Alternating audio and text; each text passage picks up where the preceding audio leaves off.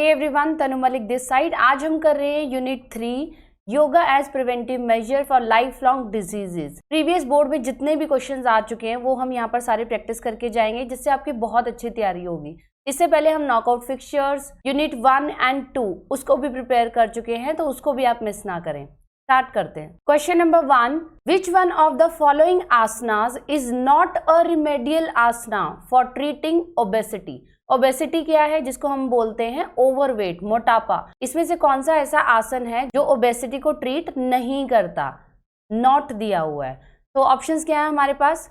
वज्र आसना, ताड़ आसना, त्रिकोणासना एंड अर्ध मत्स्येंद्र आसना। अब अगर हम कोई भी आंसर को टिक कर रहे हैं तो हमें उसका लॉजिक भी पता होना चाहिए। ध्यान से देखिए, जो वज्र आसना है वो जस्ट एक नॉर्मल सिटिंग पोस्चर है जो हम खाना खाने के बाद भी कर सकते हैं, और इसमें जस्ट हमें नीज के ऊपर बैठना होता है। इसमें कोई हमारा वर्कआउट नहीं हो रहा है, तो इसमें किसी तरह की कैलोरीज बर्न नहीं हो रही है। वज्र आसना सिर्फ डाइजेशन के लिए अच्छा होता है, जो हम खाना खाने के बाद भी करते हैं। ताड़ आसना, इसमें हम प्रॉपर ऊपर की तरफ अपनी बॉडी को स्ट्रेच करते हैं। त्रिकोण आसना, जिससे हमारी पूरी बॉडी पर बहुत अच्छा स्ट्रेच आ रहा है। देन अर्ध मत्स्येंद्र आसना, इसमें हमारी पूरी बॉडी एक तरह से ट्विस्ट हो रही है। तो राइट आंसर क्या है जिसमें ज्यादा कैलोरीज बर्न नहीं हो रही हैं? दैट इज वज्र आसना। वज्र आसना को ओबेसिटी के लिए नहीं किया जा सकता। This is for digestive problems. Next question is explain any 2 benefits of अर्ध मत्स्येंद्र आसना। कोई भी 2 बेनिफिट्स करने हैं, हमने यहाँ पर थोड़े ज़्यादा किए हैं ताकि आप 1-2 भूल भी जाओ तो बाकी आपको याद रहे। तो सबसे पहले तो आपको आसन पता होना चाहिए कि कौन सा है, हम सिर्फ रट्टा नहीं मार सकते। तो ये है अर्ध मत्स्येंद्र आसना। इसमें हमारी बॉडी सिटिंग पोस्चर में हाफ ट्विस्ट है। तो सबसे ज़्यादा प्रेशर कहाँ पे आ रहा है? जब हम इस पोजीशन में हैं तो सबसे ज़्यादा प्रेशर हमारा एक तो आ रहा है लेग्स पर और दूसरा अपर हाफ बॉडी पर। तो इसके बेनिफिट्स क्या क्या हैं? बहुत इजी है।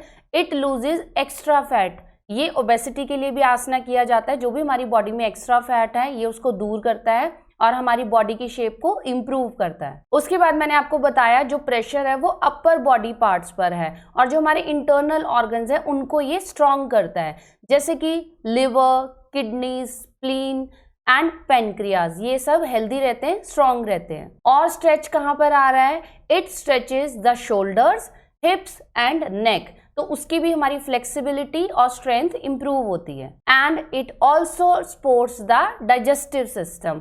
सो आपको पहले आसना की इमेज आपके माइंड में होनी चाहिए, तभी आप उसको एक्सप्लेन कर सकते हो। नेक्स्ट क्वेश्चन अस्थमा से रिलेटेड है, very important. What is the main physiological cause of asthma? Asthma का फिजियोलॉजिकल कारण क्या है? अस्थमा हमें कब पता चलता है कि हमें अस्थमा हो गया? उसके पीछे मेन रीजंस क्या हैं? तो इसका जो फिजियोलॉजिकल कॉज है वो है जब हम सांस लेते हैं, लंग्स में हवा जाती है और इजीली फिर हम उसको बाहर निकाल देते हैं। इनहेल एंड एक्सहेल प्रोसेस, इसमें रुकावट आने लग जाती है। यहाँ पे देखिए डायग्राम में, दिस इज नॉर्मल पैसेज जब हम इजीली ब्रीद कर पाते हैं, but this is obstructed passage जिसकी वजह से हमें ब्रीदिंग प्रॉब्लम आती है। समटाइम जब हम सांस ले रहे हैं तो उसमें आवाज आ रही है, तो इसे हम क्या कहेंगे? Narrowing of Airways. जो एयर पाथ है वो बहुत टाइट हो जाता है and the result is obstruction in air flow. तो जहां से एयर पास होनी है उसमें ऑब्स्ट्रक्शन आती है, रुकावट आती है। तो this is called asthma. Next question बहुत इंपॉर्टेंट है। What is the role of yoga in preventing lifestyle diseases? Yoga का सबसे बड़ा रोल है जिससे कि लाइफस्टाइल डिजीजेस को कंट्रोल किया जा सकता है। कोई भी ऐसी डिजीज नहीं है जिसे योगा कंट्रोल नहीं कर सकता। तो सबसे पहले हम डिस्क्राइब करेंगे कि योगा से हमारी इंटरनल और फिजिकल सभी तरह की प्रॉब्लम सॉल्व होती हैं। Yoga gives relieves from physical and mental elements. Sometimes हम इंटरनली बहुत डिस्टर्ब होते हैं। कुछ लोगों को एंजाइटी होती है। जब एंजाइटी होती है तो दिल घबराना शुरू हो जाता है। एंजाइटी है, इमोशनल डिस्टर्बेंस है। तो जब हम योगा करते हैं, योगा के साथ साथ हम मेडिटेशन भी करते हैं, it is also a part of yoga, तो उससे हमारा जो मेंटल बैलेंस है वो भी ठीक रहता है and we can easily concentrate in a life. इसके अलावा योगा में जो हम क्रियाज करते हैं उनका नेम क्या है? धौती, नेति, नौली। ये क्रियाज ऐसी हैं जो हमारे इंटरनल ऑर्गन्स को क्लिंस करती है, एकदम साफ कर देती हैं। ये कुछ एग्जांपल्स हैं किस तरह से क्रियाज की जाती हैं। तभी में आप देख सकते हो कि बॉडी के अंदर, जैसे यहाँ पर एक कपड़ा पहले अंदर डाला गया है, फिर उसको बाहर निकाला है, तो बॉडी की जितनी भी गंदगी है वो भी उसके साथ सारी बाहर आ गई है।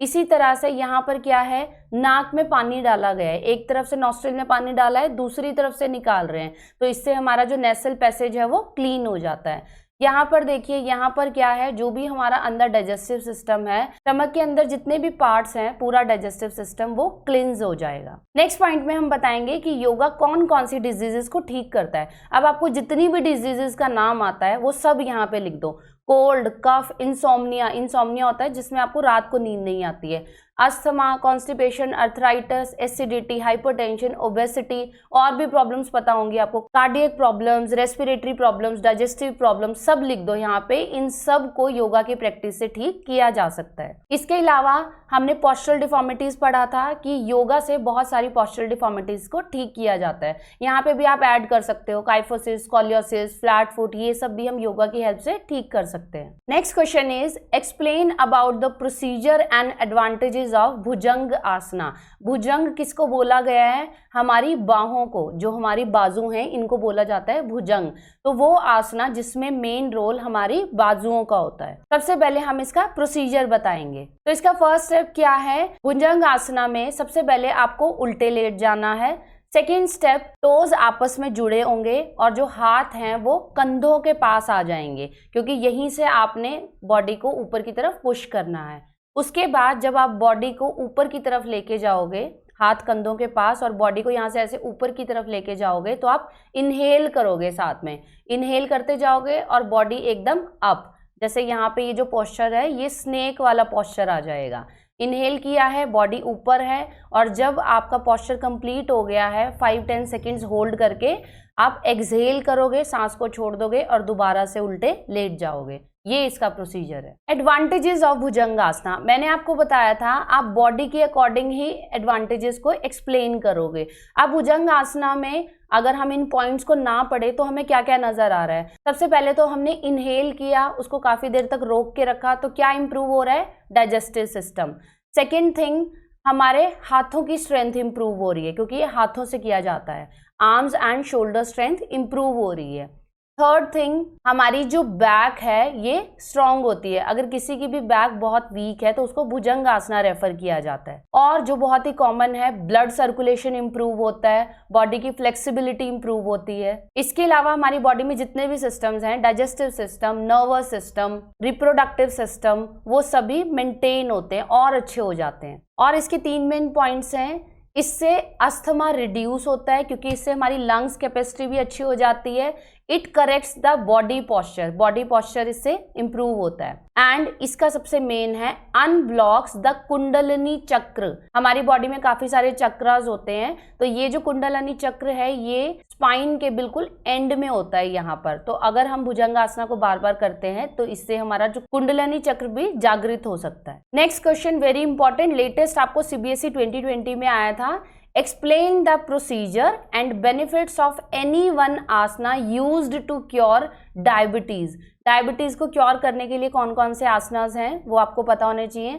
उनमें से कोई भी वन उसका प्रोसीजर एक्सप्लेन करना है और उसके एडवांटेजेस क्या हैं। तो हम यहाँ पर एक्सप्लेन कर रहे हैं पवन मुक्त आसना। ये जो पवन मुक्त आसना है इसको गैस रिलीजिंग आसना भी बोलते हैं, कि अगर हमें बहुत ज़्यादा गैस बन गई है और हम इस आसना को परफॉर्म करते हैं तो पूरा प्रेशर हमारे डाइजेस्टिव सिस्टम पे आता है, जो भी एक्स्ट्रा गैस है वो रिलीज हो जाती है। अब सबसे पहले इसका प्रोसीजर कैसे होता है, जैसे हम बेड पे एकदम सीधा लेटते हैं ऐसे ही आपको लेट जाना है, लेग्स बिल्कुल सीधी, हाथ बिल्कुल रिलैक्स। उसके बाद आप अंदर की तरफ इनहेल करोगे, सांस भरोगे और साथ साथ आपको अपने दोनों पैर चेस्ट तक लगाने हैं और हाथों से उनको टाइट पकड़ लेना है। तो जब आप इसको परफॉर्म करके देखते हो तो सारा प्रेशर आपके डाइजेस्टिव सिस्टम पर पड़ेगा। आपने अपनी नीज को बिल्कुल चेस्ट की तरफ पकड़ के रखना है जोर से, और आपकी जो नोज है दोनों नीज के बीच में होगी।